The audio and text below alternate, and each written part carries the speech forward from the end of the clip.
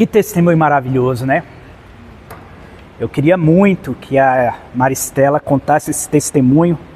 Nós estávamos aí com a programação muito cheia e hoje, essa semana, foi feito aqui o piso e não deu tempo. Aqui estão as caixas, não deu tempo de ajustar todo o som. Mas esse testemunho ele ficou gravado aqui com esse microfone que é mais próximo e que se torna um facilitador na hora de captar aí, de capturar o testemunho, para que a gente vai depois publicar também no canal lá do YouTube da nossa congregação, para que a igreja possa ser edificada e outras pessoas possam ser edificadas. Esse testemunho, ele traz muita coisa para a gente, e o sentido maior que esse testemunho traz para a gente é de fato que as circunstâncias, todas as coisas estão operando para primeiro humilhar a nossa vontade, para que a nossa vontade ela seja subjugada e destruída. Se você ainda deseja que a tua vontade se cumpra, então eu digo para você, você está na contramão do que o Senhor quer. A palavra de Deus vai nos dizer que o Espírito é que nos orienta para onde Ele quer nos levar. Não é o meu desejo. A Maristela, ela não queria passar pela cirurgia da ponte de safena. Ela não queria sequer ir ao hospital. Ela não queria quebrar a perna, ela não queria passar pela cirurgia da vesícula. Ela não queria nada disso. Mas o Senhor, Ele não está aqui para fazer o que a gente quer. Ele está aqui para fazer o que Ele quer e o que a gente precisa. Isso é que é o mais importante. Eu queria ler um texto com você hoje. Está lá em João, no capítulo 3, a partir do verso 19. Quem quiser abrir aí, no Evangelho de João, no capítulo 3. Nós vamos ser bem breves, porque hoje o que eu queria mesmo, o que nós queríamos mesmo neste culto, era ouvir este testemunho. E também vamos apresentar aí a bisnetinha da pastora Janete e do pastor Pedro, né? Que maravilha, bisnetinha, olha que coisa linda. Daqui a pouco nós teremos aí mais um evento. Está escrito assim, mais uma bisnetinha, né? É mais uma. Está escrito assim: este foi o testemunho de João. Quando os judeus lhe enviaram de Jerusalém sacerdotes e levitas e lhe perguntaram: quem tu és? Olha a pergunta que foi feita para João. E aí ele confessou e não negou. Verso 19, capítulo 3, verso 19. E ele confessou e não negou. Confessou: eu não sou o Cristo. Então lhe perguntaram: quem és, pois? És tu Elias? E ele disse: não. É João 3. É João 1. Desculpa, amados. João 1. Por que eu estou com João 3 na cabeça? Vocês não iam achar nunca. Gente, vocês não iam achar nunca, né?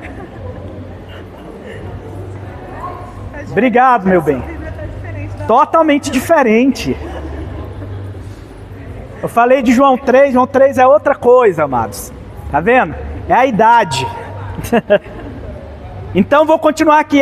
Então lhe perguntaram: quem és, pois? És tu Elias? E ele disse: não sou. Tu és o profeta? E ele respondeu: não. E disseram-lhe, pois: declara-nos, quem és? Para que demos resposta àqueles que nos enviaram. Que dizes a respeito de ti mesmo? É difícil, né? Quem já fez aqui entrevista de emprego? Quem já fez? Aí quando a pessoa pergunta para você: me fala um pouco acerca de você.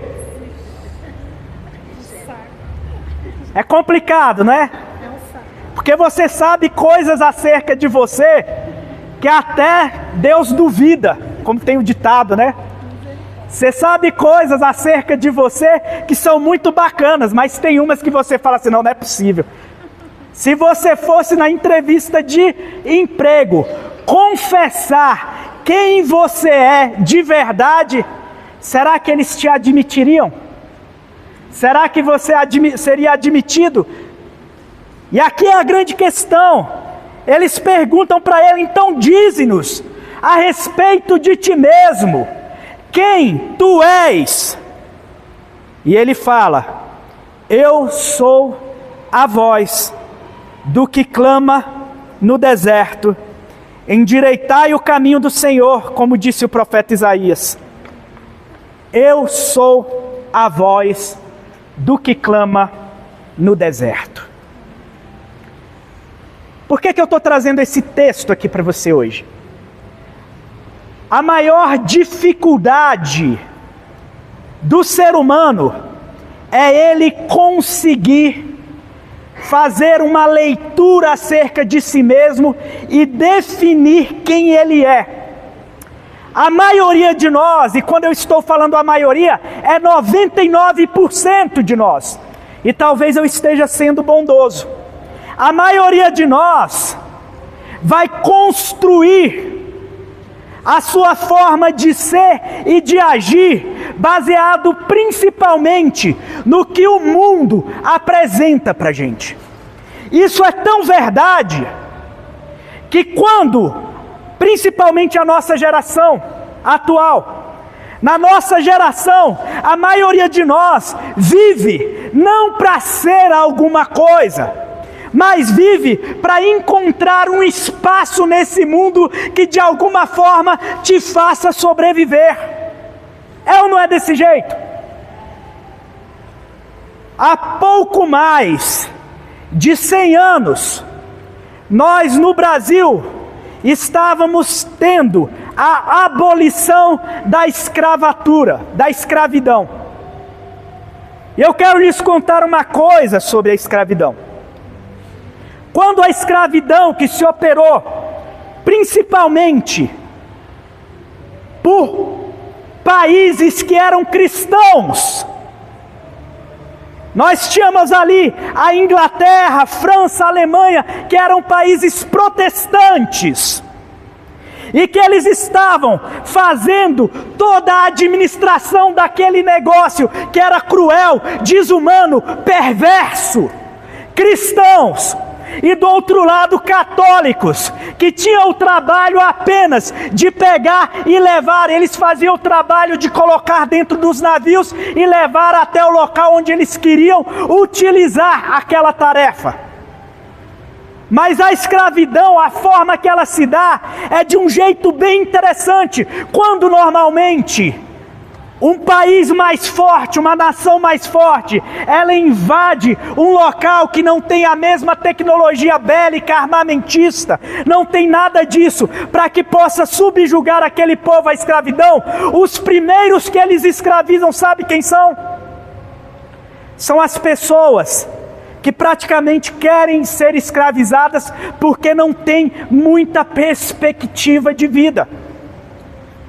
Eu assisti um vídeo agora, essa semana, de um rapaz, ia passando uma viatura e tinha um rapaz todo rasgado, jogado no asfalto, caído. E aí o policial para assim e fala: meu amigo, o que você está fazendo aí? Aí ele fala: vou ser honesto com o senhor. Ele está todo rasgado. Eu estava aqui deitado, todo rasgado desse jeito, porque eu estava me preparando para que alguém passasse aqui com compaixão, parasse o carro e eu assaltasse esse carro. Porque eu não tenho mais nenhuma perspectiva, eu não acho emprego, eu não acho nisso. E ele virou assim para o policial: por favor, me leve preso. Lá pelo menos eu vou ter o que comer e onde dormir. Me leve preso. Aí o policial falou: mas eu não posso te levar preso, porque você não deu nenhum tipo de razão para eu te levar preso.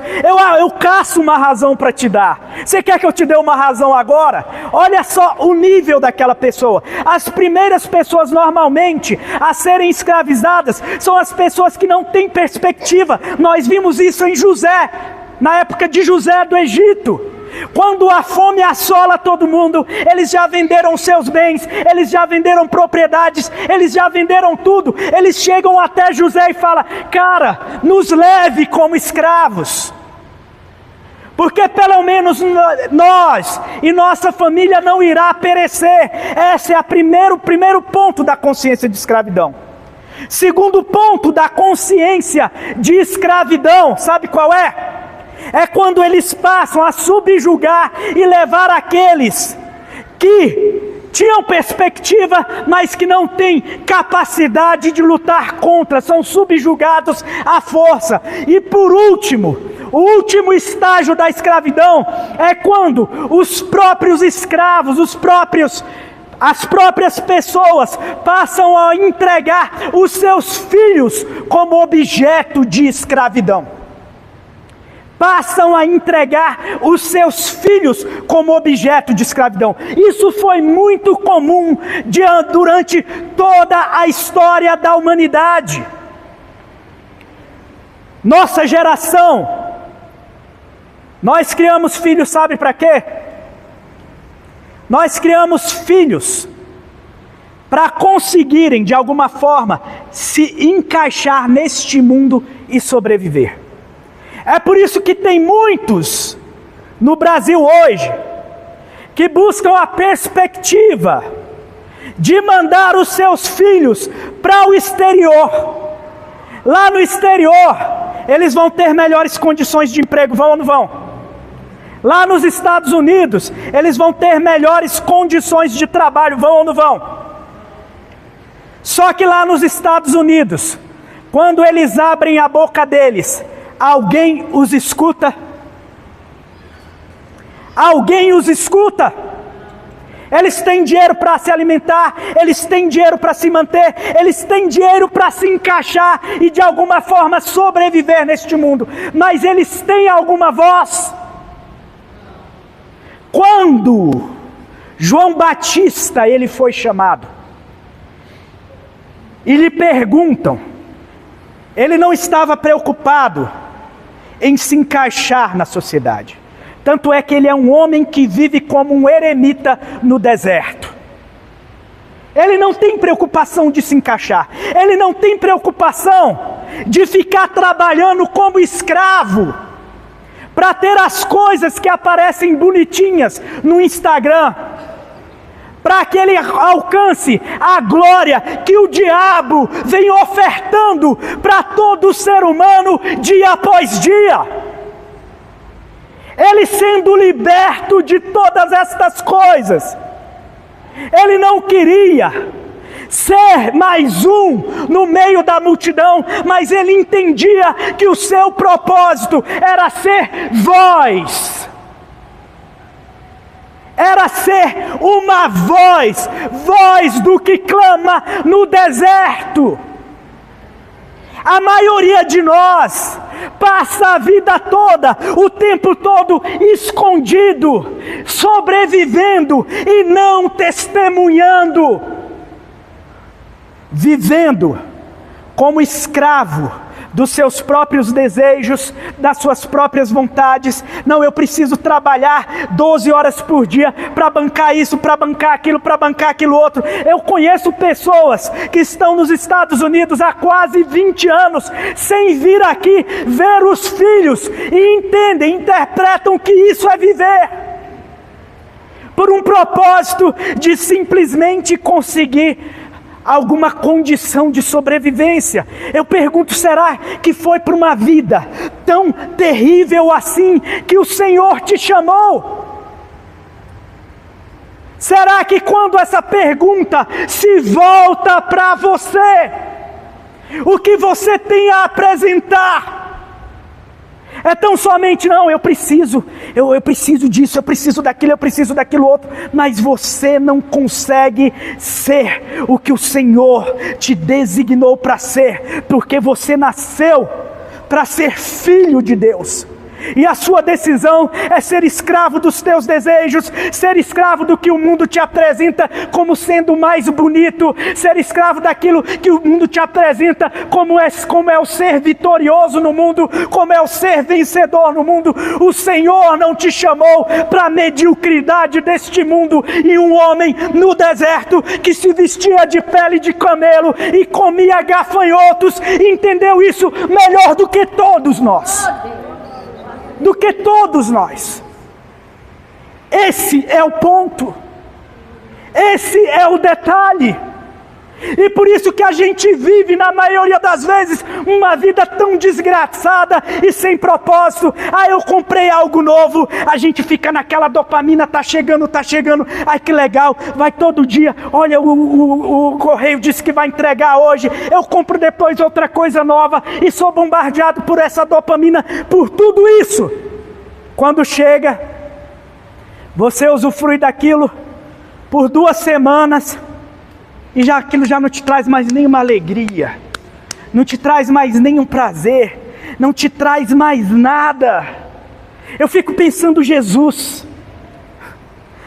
ele caminhando, Ele é o Criador de todo mundo, Ele criou as praias mais lindas, os rios mais frondosos, as árvores mais belas, Ele cria tudo. E quando Ele vem para cá, o que Ele decide é caminhar no meio de leprosos, é caminhar no meio dos marginalizados. Ele não dedica o seu ministério a um acampamento de férias, não, porque Ele sabe da responsabilidade que recaía nos seus ombros, e Ele sabia que deveria dobrar a sua vontade, os seus desejos, os seus quereres, até o mais profundo, para que a vontade de Deus e o propósito de Deus se cumprisse. E por isso que quando perguntam acerca dele mesmo, quem tu és, ele disse: eu sou o pão da vida, e ninguém que não comer da minha carne, não participar da minha carne e não beber do meu sangue, terá a vida eterna. O reconhecimento de quem ele é. Aleluia. E tão somente isso.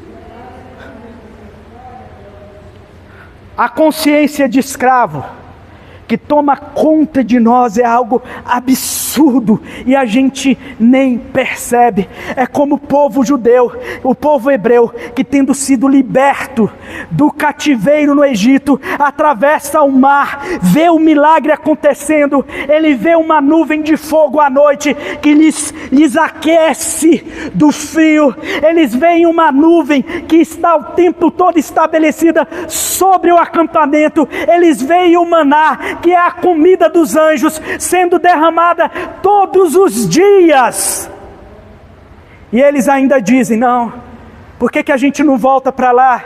Lá a gente tinha alho, a gente tinha cebola, a gente tinha isso, tinha aquilo.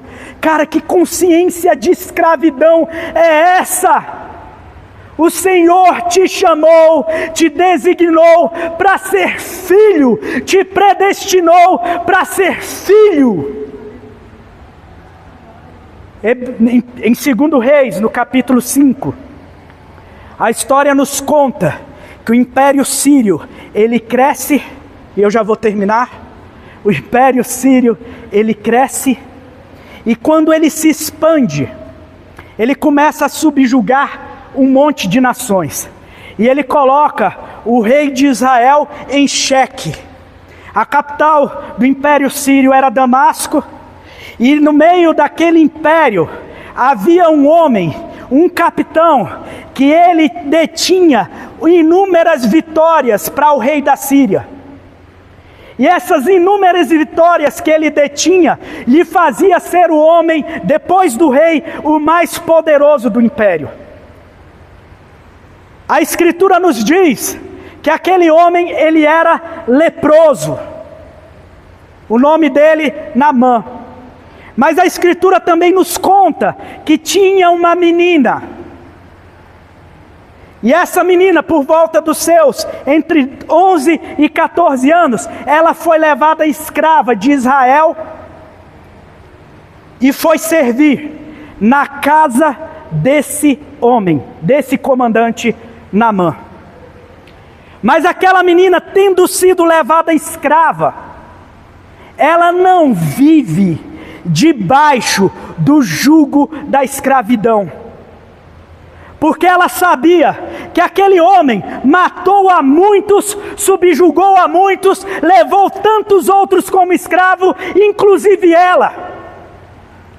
No seu coração, como qualquer um aqui iria fazer, pensaria o seguinte: cara, eu sei que o meu senhor é leproso. Você quer saber? Eu não vou falar nada.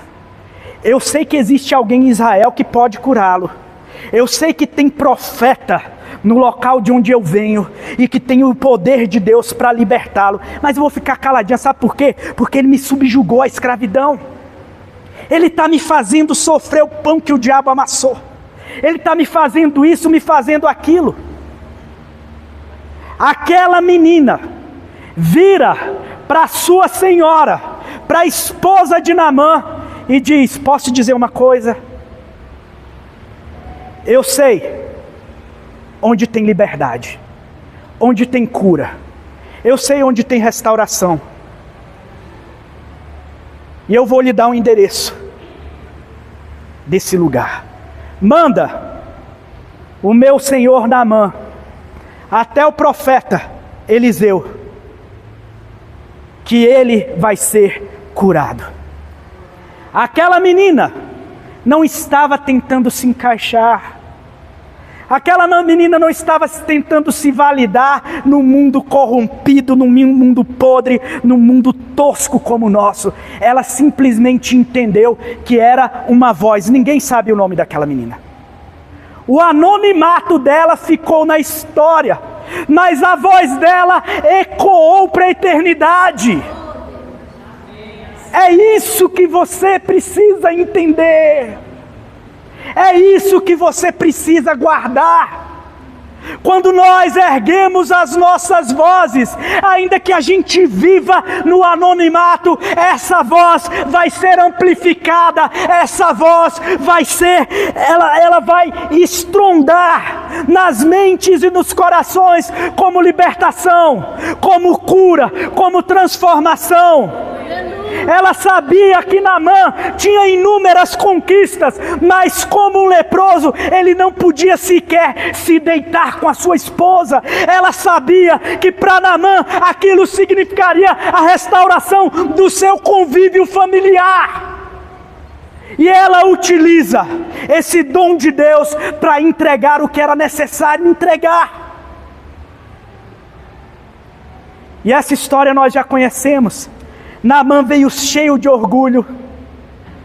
Quando ele chega na casa de Eliseu, Eliseu não está nem aí, porque quando o homem de Deus ele está diante de um poderoso, o homem de Deus sabe que o poder para Deus não é nada.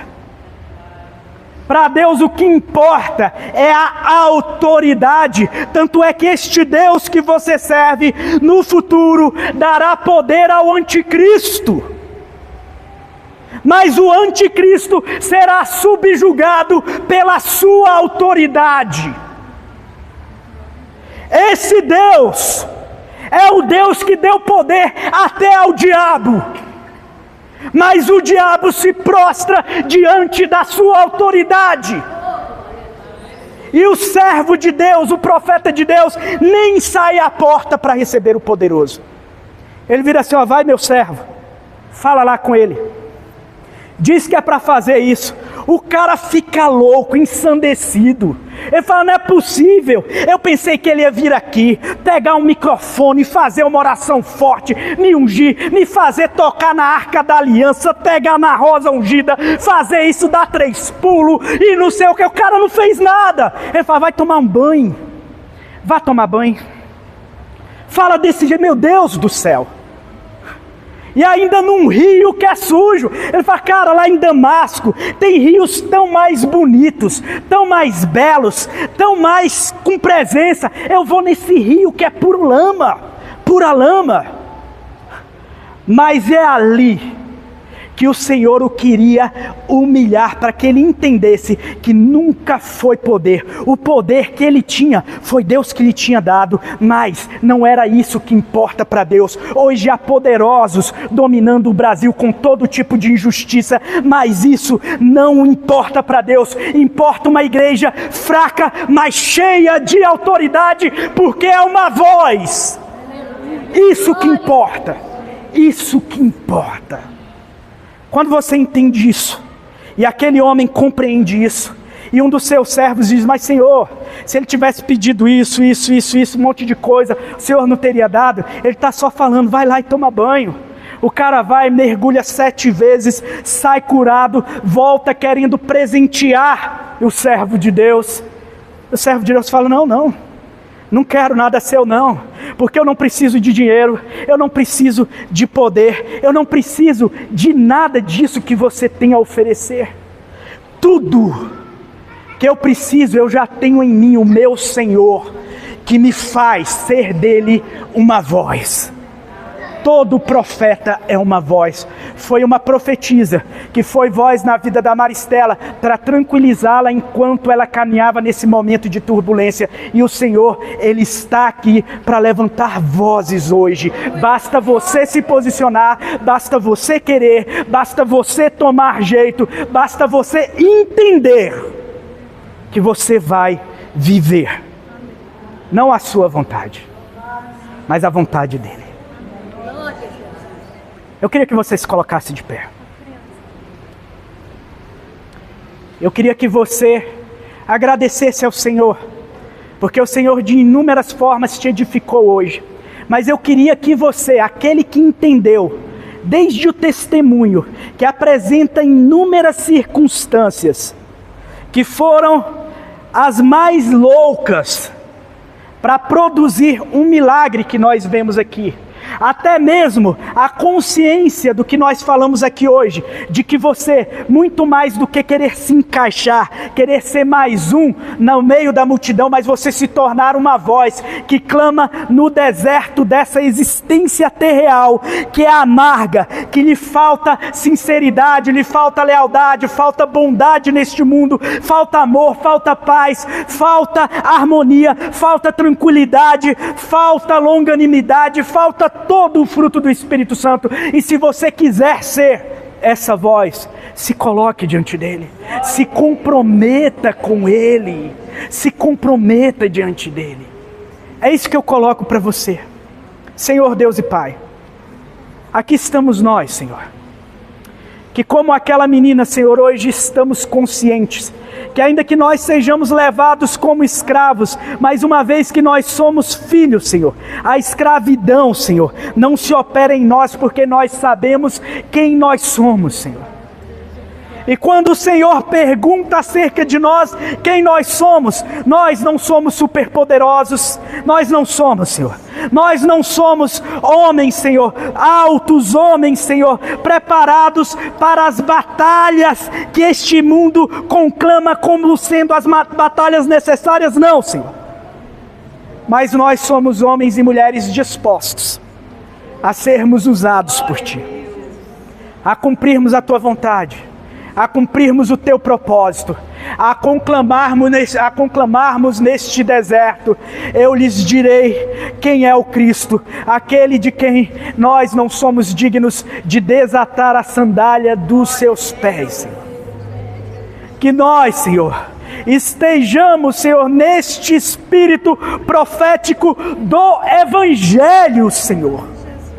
Não no espírito profético do orgulho, não no espírito profético da arrogância, não no espírito profético que quer nos dizer que nós somos tudo. Não, Senhor, basta a nós sermos vozes. Nós te agradecemos, Senhor, por cada um que veio aqui, Senhor, e nós te louvamos, Senhor, porque Tu és um Deus maravilhoso. Nós te louvamos pela vida de cada um. E que tudo que aconteceu aqui hoje, Senhor, nos conduza a essa consciência, nos traga profundidade de consciência para a honra e glória do Teu nome, Senhor. Amém, amém, amém. Os irmãos podem sentar.